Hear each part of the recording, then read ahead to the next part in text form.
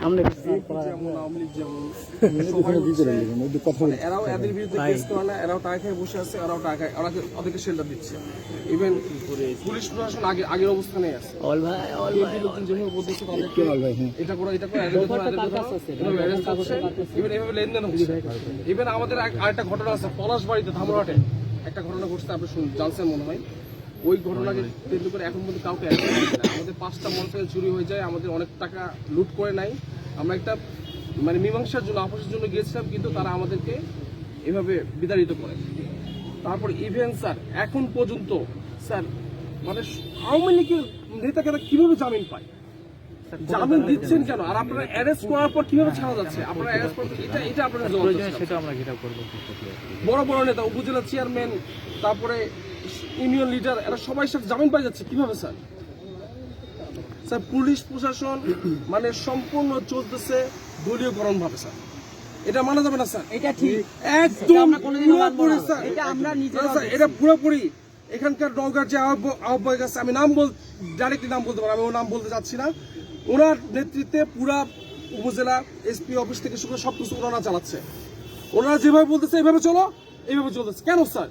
এমনকি থানায় গেলে বলে যে ওই স্বাধীনতা অর্জন করে লাভ কি স্যার? ওই নেতা বললে মামলা একটা সাধারণ মানুষ যদি আজ পর্যন্ত স্যার বাক স্বাধীনতা ফিরে পাচ্ছে না, থানায় গিয়ে পর্যাপ্ত সেবা পাচ্ছে না, হয়রানির শিকার হচ্ছে। অমুক নেতা, অমুক এমপি, অমুক সাবেক এমপি, একটা সাবেক এমপি এর যেমন অধিকার, একটা সাধারণ মানুষের আমাদের সেম অধিকার, নাগরিক অধিকার, কিন্তু স্যার আপনারা দিতে পারছেন না স্যার।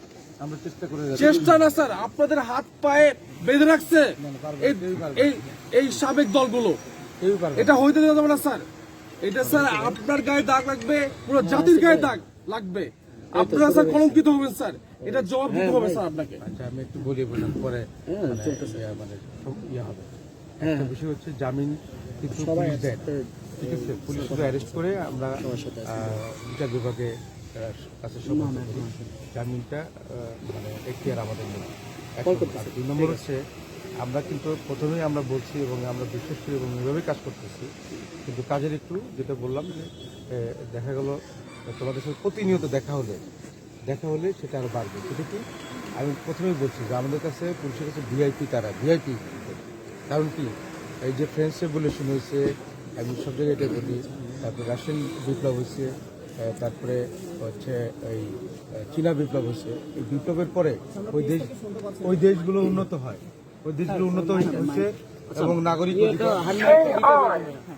দাও আর উপরে ধরো, হ্যাঁ উপরে ধরো। যেসব গণ অভ্যুত্থান হয়েছে, ফ্রেঞ্চ রেভলিউশন, রাশিয়ান বিপ্লব, চীনা বিপ্লব, এরপরে কিন্তু সে দেশে সাম্য, সমতা, ভ্রাতৃত্ব প্রতিষ্ঠিত হয়েছে এবং একটি উন্নত রাষ্ট্রে তারা পরিণত হয়েছে।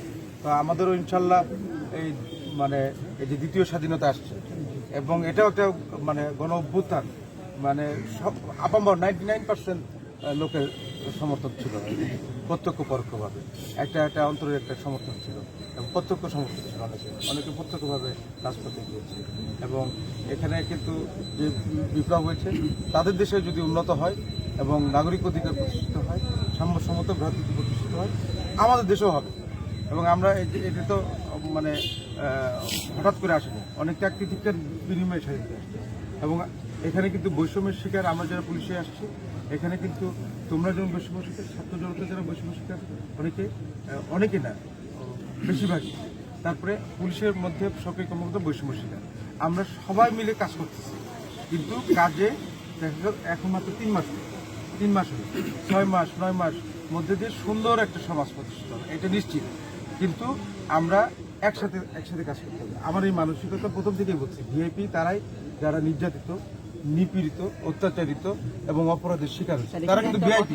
সেটা হচ্ছে যে একটু বলি, আমরা কিন্তু কখনো বলি নাই যে আমাদের 1 বছরে যেটা আপনারা করতে পারেন সেটা আপনাকে 3 মাসের মধ্যে করতে হবে, কিন্তু যেটা 3 মাসের মধ্যে পুলিশ প্রশাসন করতে পারতো এই জিনিসটাও করতে পারেনি বলেই কিন্তু আজকে আমরা এখানে দাঁড়াইছি।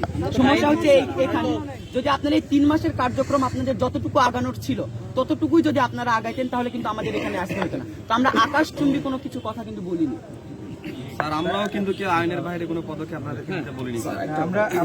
আমরা যেটা সেটা আপনাদের বলি, সেটা হচ্ছে আমরা কিন্তু কার্যক্রম চালাই যাচ্ছি এবং আমরা যেহেতু নতুন বা যেটাই হোক, আমরা তো সমাজের ভিতরে বসবাস করি। সমাজের ভিতরে যারা বসবাস করে তাদের কাছে আমরা তথ্য নিয়ে যাই, জিজ্ঞাসা করি যে অমুক আসামি আছে কিনা বা মানে সমাজের মধ্যে সমস্যাটা কি। এগুলো কিন্তু গিয়ে জিজ্ঞাসা করে আমাদেরকে আইডেন্টিফাই করতে হয় এবং এগুলো আইডেন্টিফাই করে আপনাদের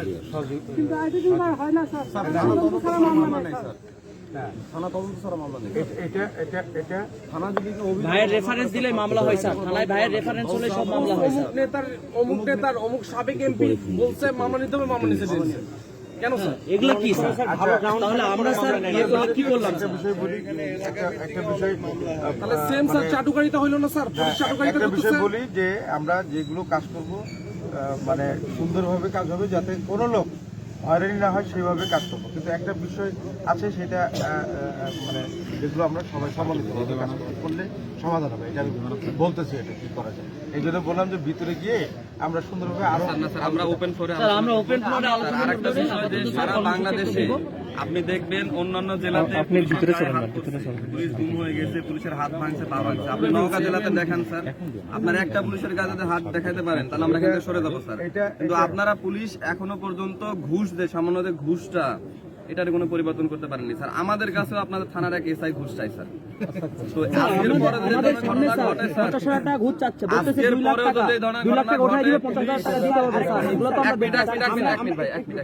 আজকের পরে যদি এই ঘটনা ঘটে, আমরা এখান থেকে বলে দিচ্ছি, পুলিশ যদি গণপিটুনির সম্মুখীন হয় আমরা কেউ দায়ভার নিব না।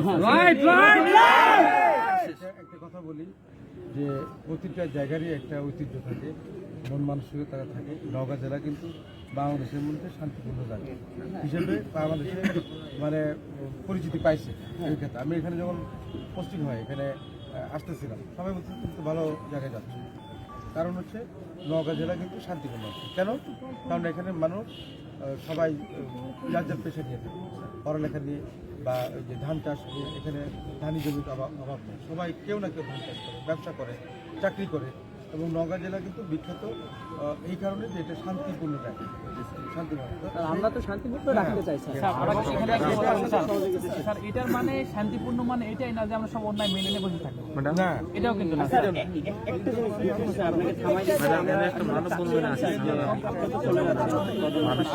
আমাদের নতুন যে এসপি স্যার উনিও এসেছেন, আমরা আসলে একসঙ্গে কথা বলতে চাই এবং কর্মসূচি এখানে আমরা হয়তো উনি এখনো জয়েন করেন,